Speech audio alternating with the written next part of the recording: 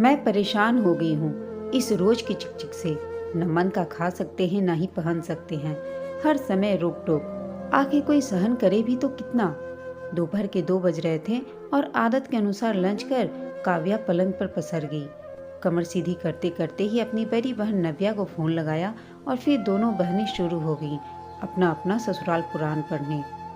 नव्या बोली, अरे क्यों सहन करती है तू सास की जाती? अब ऐसे क्यों नहीं कहती कुछ? मैं तो तेरे जीजू से कोई बात नहीं छिपाती। हर रात सोने से पहले उनकी माँ का कच्चा चिट्ठा खोलकर रख देती हूँ। जब तक वे मेरी हाँ में हाँ नहीं मिलाते बात भी नहीं करती।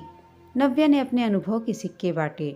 काव्या बोली, दीदी अभय तो बिल्कुल ममौज बॉय है। अपनी माँ के खिलाफ एक शब्द भी नहीं सुनते, उल्टे मुझे ही एडजस्ट करने की नसीहत देने लगते हैं। सच दीदी, ससुराल के मामले में तू तो बहुत खुशहाल निकली।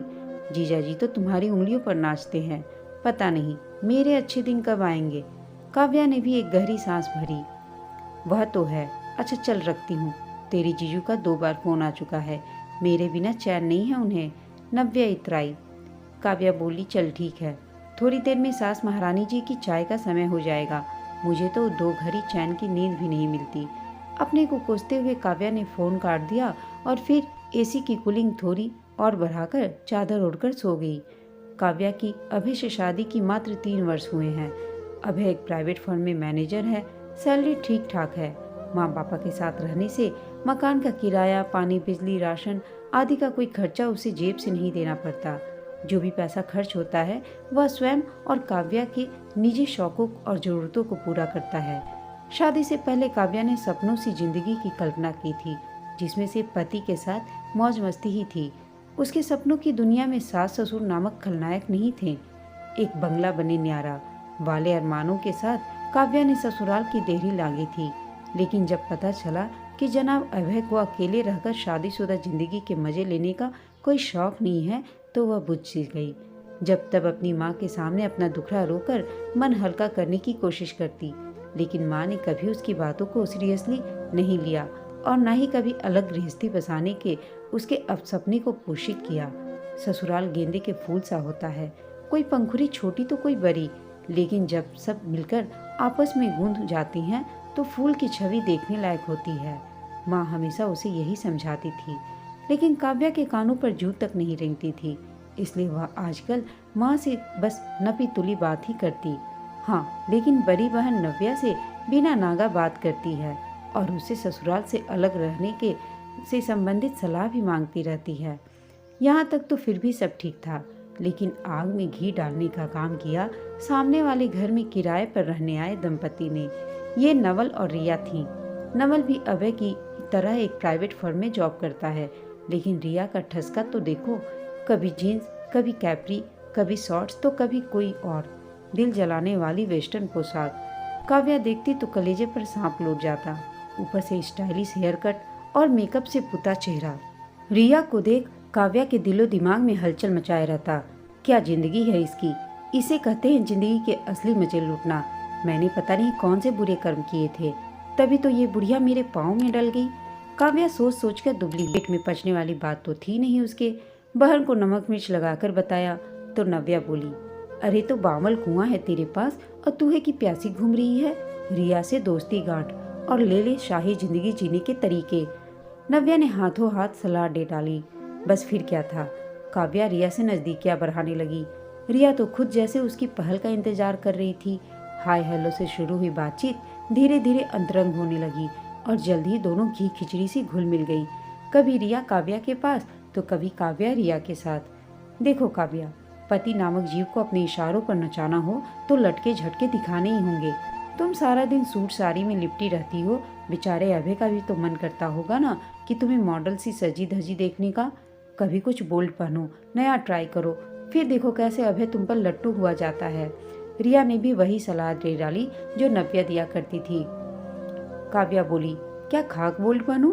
अभय से पहले तो उसके माँ पापा देखेंगे, फिर जो कोहराम मचेगा उसका पूरा मोहल्ला फ्री में मजा लेगा।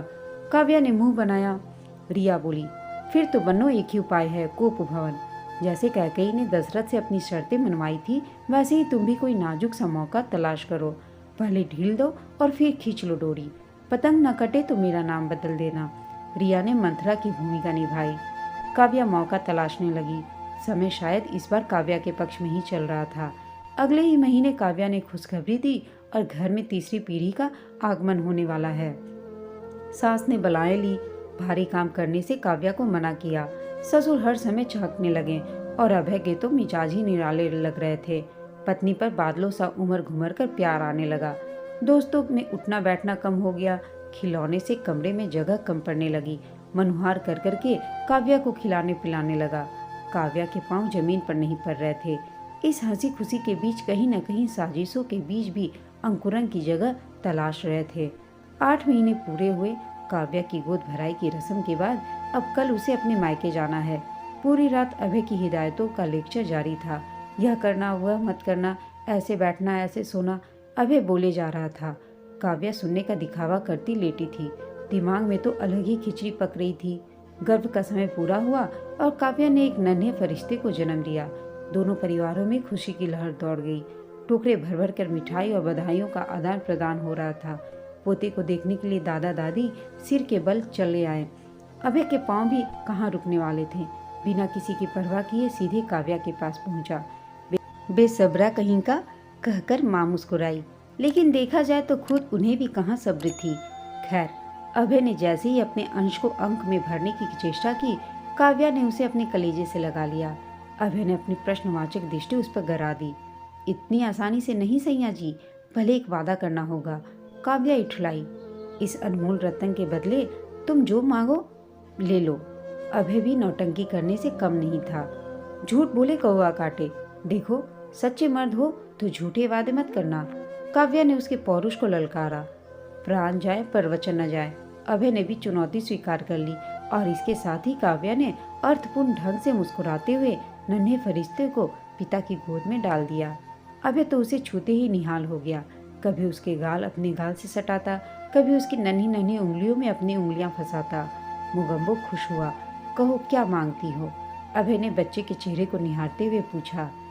काव्या बोली, एक अलग दुनिया जिसमें सिर्फ हम 3 ही हों। काव्या ने सपाट स्वर में कहा। अभय के तो हाथ पांव कांप गए। क्षण भर में ही दशरथ और पुत्र वनवास का एहसास हो गया। बच्चे पर पकड़ ढीली पड़ने ही वाली थी कि माँ ने आकर संभाल लिया। शायद उन्होंने काव्या की बात सुन भी ली थी। अभय आंखें चुराता हुआ बाहर निकल गया। लुटे मुसाफिर की तरह तीनों गए। बच्चे के जन्म की खुशी फीकी पड़ गई। महीना भर होने को आया। पति पत्नी के बीच में ठंडापन आ गया। न चूहल, न मान मनोहर, न रूठना मनाना, न शिकवा शिकायत, सब कुछ मशीनी। माँ अलग परेशान, अभय अलग परेशान। कहीं किसी मध्य मार्ग की गुंजाइश ही नजर नहीं आ रही थी। अभय की ससुराल से बच्चे के नामांकन का न्योता आया। सब गए भी, लेकिन बुझे बुझे से। नाम रखा विभू। बहू अभय ने ट्रांसफर ले लिया है। काव्या की सास ने कहा। बच्चे को लेकर अब तुम्हें वहीं उसके साथ जाना है। रवानगी से पहले सास के मुंह से झड़ते अमृत वचनों पर सहसा काव्या विश्वास नहीं कर पाई। उसने पति की तरफ देखा जो मुंह लटकाए खड़ा था। अभी तो उदास हो रहे हो सैया जी, जब खुली हवा में पंख पसारोगे तब पता चलेगा कि आसमान कितना विशाल है। काव्या ने पति की तरफ भरोसा दिलाने की गरज से देखा। 3 महीने के विभू को लेकर काव्या ने अपने सपनों की दुनिया में पहला पांव रखा। नहीं नहीं, यह जमीन नहीं थी, यह तो आसमान था। काव्या की ख्वाहिशों को पंख उगाए थे। हम दो, हमारा एक। कल्पना करती काव्या खुशी से दोहरी हुई जा रही थी। उसने पर्स एक तरफ लटका, विभू को पालने में लिटाया और पूरे घर में घूम घूम कर स्वीट होम वाली फीलिंग लेने लगी। एक तरह से देखा जाए तो यह मेरा गृह प्रवेश ही है। क्यों ना आज कुछ खास बनाया जाए। अपनी जीत की खुशी मनाते हुए काव्या ने रसोई का रुख किया। सामान खंगाला तो कुछ विशेष हाथ नहीं लगा। छोड़ो, छरों की रसोई ऐसी ही होती है। काव्या मुस्कुरा दी। सूजी का हलवा बनाने के लिए कढ़ाई चढ़ाई ही थी कि विभू रोने लगा। अबे बाथरूम में था।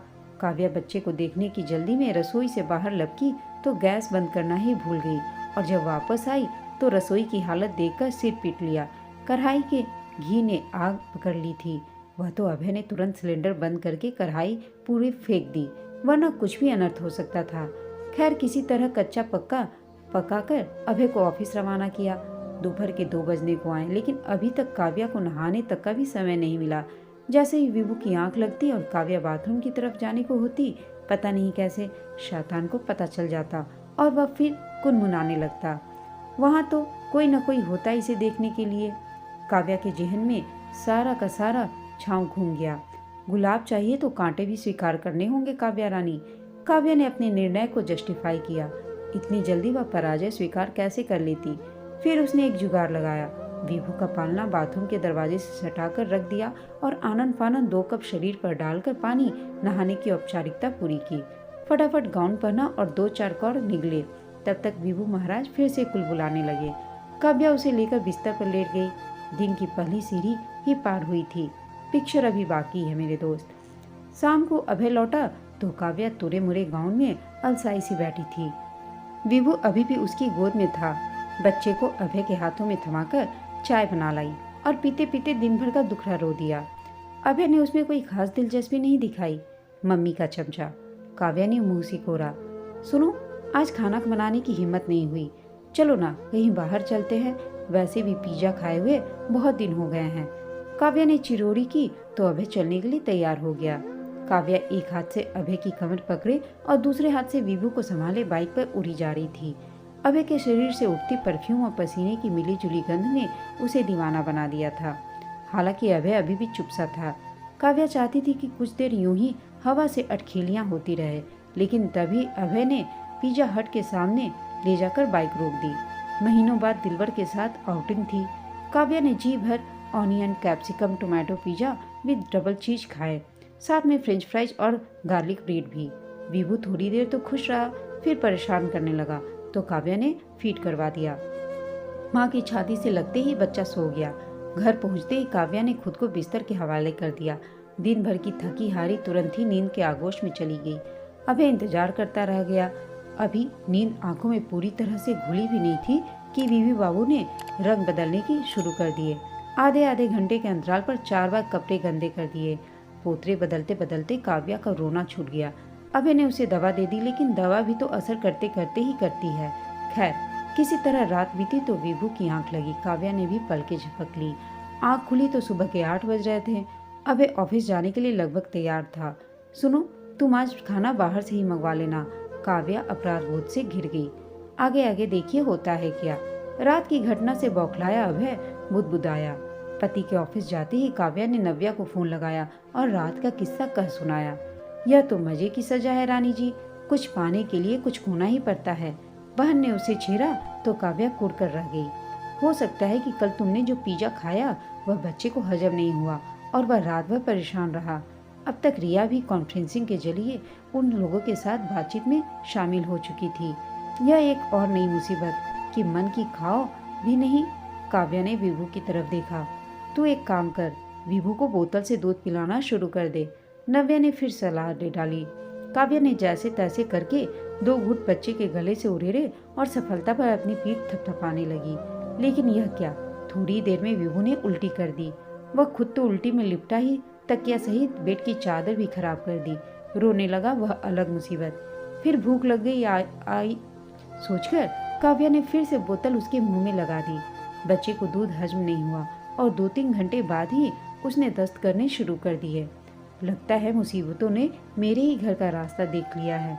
परेशान सी काव्या भुनभुना रही थी, लेकिन शाम होते होते फिर से सज धज कर अपनी आज़ादी का जश्न मनाने के लिए तैयार हो गई। विभू को भी हगिज बना दिया। अबे के ऑफिस से आते ही तीनों फिर चल पड़े हवाखोरी करने।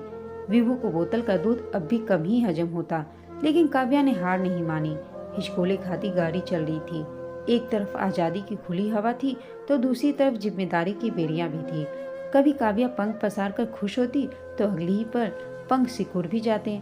इसी तरह धूप छांव से दिन निकल रहे थे, लेकिन चैन के दिनों से कहीं लंबी बेचैनियों की रातें होने लगी थी। 2 महीने हो गए। सास ने एक बार भी आकर पोते को नहीं संभाला, बस फोन पर ही हालचाल पूछ लेती थी। जैसे जैसे विभू बड़ा हो रहा था, काव्या के लिए अकेले बच्चे को संभालना दूभर होने लगा। कभी वह रात भर रोता, कभी दूध नहीं पीता, कभी घड़ी घड़ी डायपर खराब करता तो कभी कुछ और परेशानी खड़ी कर देता। इन दिनों तो न कहीं आना जाना, न कुछ, न रिया से फोन, न नव्या से चैटिंग, न कोई सोशल मीडिया पर सक्रियता। ब्यूटी पार्लर की सीट पर बैठे महीनों हो गए काव्या को। दिन भर विभू और उसके पुत्रे। उन्नीदी सी काव्या हर समय नींद के अवसर तराशने लगी। अपनी व्यक्तिगत जरूरतें पूरी न हो पाने से अभय भी उससे उखड़ा उखड़ा रहने लगा। खुले आसमान में उड़ने के सपने देखने वाली काव्या अपनी ही इच्छाओं के घेरे में कैद सी होकर रह गई। आजकल विभू कुछ ज्यादा ही चिड़चिड़ा हो गया। सारा दिन रिरियाता रहता, अकेला छोड़ो तो कुछ भी उठाकर मुंह में डाल लेता। 2 दिन से तो लूज मोशन इतने ज्यादा हो गए कि ड्रिप चढ़वाने तक की नौबत आ गई। घबराई सी काव्या उसे पास के डॉक्टर को दिखाने ले गई। बच्चे के दांत निकल रहे हैं, ऐसे में मसूड़ों में खुजली होने के कारण बच्चे की हर समय कुछ न कुछ चबाने की इच्छा होती है, इसलिए वे कुछ भी मुंह में डालते रहते हैं। इसी से पेट में इन्फेक्शन हो गया है। आप बच्चे को खिलौने में उलझाए रखें, कोशिश करें कि बच्चा अकेला न रहे। डॉक्टर ने उसे कारण बताकर समझाया। हर बार बस मैं ही बुरी कहलाती हूँ, अब साथी कहाँ से लाऊं? बच्चे को अकेले रखने का फैसला भी तो मेरा अपना ही सोच था। काव्या रुआंसी हो आई। आज उसे अपनी सास की बहुत याद आ रही थी, लेकिन मन मर्जी से जान की ऐंठ अभी भी कम नहीं हुई थी। 8 महीने का विभू अब घुटनों के बल चलने लगा था। सोकर उठने के बाद चलना शुरू होता तो फिर चींटी की तरह रुकने का नाम ही नहीं लेता था। घर का वह हर सामान जो उसकी पहुंच में आ जाता बस उठाया और धम से नीचे। कभी ड्रेसिंग टेबल उसकी जद में होती तो कभी रसोई के बर्तन, कभी कभी अभय के जरूरी कागजात भी उसके हाथों जन्नत पा जाते। काव्या उसके पीछे पीछे भागती थक जाती, लेकिन विभू सामान गिराता नहीं थकता। क्या करे काव्या, किसी से शिकायत करने की स्थिति में भी नहीं थी। फिर एक दिन काव्या दोपहर में विभू के साथ लेटी थी। गृहस्थी के बोझ से उकताई हुई काव्या जल्दी खराटे भरने लगी। विभू की नींद कब खुली उसे पता ही नहीं चला। पलंग से नीचे उतरने के कवायद में विभू औंधे मुंह गिर गया। गिरने के साथ ही पलंग का कोना उसके माथे में लगा और खून निकलने लगा। बच्चे की चीख के साथ काव्या की नींद भी खुल गई। बच्चे का खून से लथपथ देखकर काव्या के हाथ पांव फूल गए। तुरंत अभय को फोन लगाया और खुद विभू को लेकर डॉक्टर के पास भागी। सिर में गहरी चोट आई है, 4 टाके लगे हैं। मैंने आपसे पहले भी कहा था कि इस उम्र में बच्चे अधिक चंचल होते हैं, उन्हें हर समय निगरानी में रखना चाहिए। जरा सी लापरवाही जानलेवा साबित हो सकती है। डॉक्टर के कहने के साथ ही काव्या की आंखों से आंसू बहने लगे। तुमसे नहीं पलेगा बच्चा, माँ को फोन लगाओ। अभय उस पर लगभग चिल्ला ही उठा, पर हॉस्पिटल के शिष्टाचार के नाते उसे अपनी जबान पर साइलेंसर लगाना पड़ा। बच्चे की इस हालत के लिए वह काव्या को ही कसूरवार मान रहा था। काव्या ने मोबाइल निकाला और सास का नंबर डायल किया। यहाँ नेटवर्क नहीं आ रहा, मैं बाहर जाकर ट्राई करती हूँ। काव्या के उसके ईगो ने बहाने बनाने खूब सिखा दिए थे। सुन रिया, यार बहुत बड़ी प्रॉब्लम हो गई है। लगता है अब वह अपने माँ पापा को बुलाए बिना नहीं मानेगा। बताना क्या करूँ, कैसे उन्हें आने से रोकूं? काव्या ने रिया को फोन लगाया और आज के घटनाक्रम का ब्यौरा देने लगी। अरे यार, मैं अपनी ससुराल आई हूँ, अभी बात नहीं कर सकते, तो नव्या से बात करना। रिया ने उसे बात पूरी करने से पहले ही टोक दिया। तुम और ससुराल, तुम्हें तो सास ससुर के साथ रहना कभी नहीं सुहाया, फिर अचानक तुम्हारा यह फैसला। तुम्हारी तबीयत तो ठीक है ना? अब चौंकने की बारी काव्या की थी। हाँ यार, अब मैं भी तुम्हारी श्रेणी में आने वाली हूँ ना। तुम्हारी हालत देख देख कर मुझे समझ में आ गया कि कुछ दिन का हनीमून पीरियड तो ठीक है, लेकिन हमेशा के लिए परिवार से दूर रहने में कोई समझदारी नहीं है, खासकर तब जब निकट भविष्य में उनकी जरूरत पड़ने वाली हो। कहने के अंदाज से ही रिया का स्वार्थ टपक रहा था। काव्या को लगा मानो जिस डाली का वह सहारा लिए बैठी थी उस पर किसी ने कुल्हाड़ी चला दी। अब तक अभय अपने माँ पापा को फोन कर चुका था। शाम होते होते दादा दादी अपने पोते के पास थे। विभू को अभी तक सिर्फ अपने माँ पापा के पास रहने का ही अभ्यास था, इसलिए अजनबी चेहरे को देखते ही वह काव्या की गोद में दुबक गया। लेकिन खून आखिर अपनी तरफ खींचता ही है। थोड़ी ही देर में विभू दादा दादी से घुल मिल गया। रात को भी उन्हीं के साथ सोया। अगली सुबह काव्या के चेहरे की रौनक और अभय के चेहरे की संतुष्टिता बता रही थी कि महीनों बाद दोनों ने इतने निश्चिंतता से नजदीकियां भोगी हैं। इधर पोते के आगे पीछे भागते भागते दादा दादी के घुटनों का दर्द न जाने कहाँ गायब हो गया था। दूध ब्रेड के सहारे दिन निकालने वाले घर की रसोई दोनों समय पकवानों की खुशबू से महकने लगी। दादी की कोशिशों से विभू ने फीडिंग बोतल छोड़कर गिलास से दूध पीना सीख लिया। दादा की उंगली थामकर डगमग डगमग पग भी भरने लगा था। काव्या, इस तरह तो तुम हम सबको खिला खिलाकर तोंदू बना दोगी, एक शाम अभय ने रीझ कर कहा तो काव्या निहाल हो गई। तस्वीर के इस दूसरे रुख से मैं अब तक अनजान ही रही। उफ, कितनी बड़ी नासमझ थी। सोच काव्या आत्मग्लानि से भर जाती। बच्चों के साथ 10 दिन कैसे बीत गए पता ही नहीं चला। अब हमें लौटना चाहिए, काव्या की सास ने कहा। एक दिन सुबह नाश्ते की टेबल पर ससुर जी ने भी कहा तो काव्या हैरत से अपनी सास की तरफ देखने लगी। हाँ, विभू के साथ मेरा तो जैसे बचपन ही लौट आया था, लेकिन फिर भी बच्चों को उनकी जिंदगी उनके तरीके से जीने देनी चाहिए। ये उनके खेलने खाने के दिन है। उम्र का यह दौर लौटकर थोड़ी आता है। सास ने चाय पीकर कप नीचे रखते हुए पति की हाँ में हाँ मिलाई। लौटना तो है ही, लेकिन आप अकेले नहीं जाएंगे, हम सब साथ चलेंगे। मैंने अपना ट्रांसफ़र फिर से अपने होम टाउन करवाने के लिए एप्लीकेशन दे दी है। तब तक आप लोग यहीं रहेंगे अपने परिवार के साथ। अभय ने एक रहस्यमयी मुस्कान उछाली तो काव्या ने भी उसका साथ दिया। बड़े सयाने सही कहते हैं कि बिस्तर चाहे कितना भी आरामदायक क्यों ना हो, पूरी रात एक करवट नहीं सोया जा सकता। दादी पहले अपने मूल और फिर सूद की तरफ देखकर मुस्कुराई। हाँ, सुबह के उड़े हुए पंछी शाम को घर लौटते हैं। यह अलग बात है कि कभी कभी रात भी हो जाती है, लेकिन लौटते तो अंततः घोंसले में ही है ना। दादा भी मुस्कुरा दिए। विभू अपने पापा की उंगली थामे दादा की बगल में खड़ा था। सुबह, दोपहर और शाम तीनों मुस्कुरा रहे थे और काव्या भी अपने किए पर अफसोस जता रही थी। उसने भी अपनी सासू माँ से अपने किए के लिए माफ़ी मांगी। दोस्तों, यह कहानी आपको कैसी लगी कमेंट करके बताइएगा। साथ ही कहानी अच्छी लगी हो तो इसे लाइक, शेयर और चैनल को सब्सक्राइब अवश्य कीजिएगा। कहानी सुनने के लिए आप सबका धन्यवाद।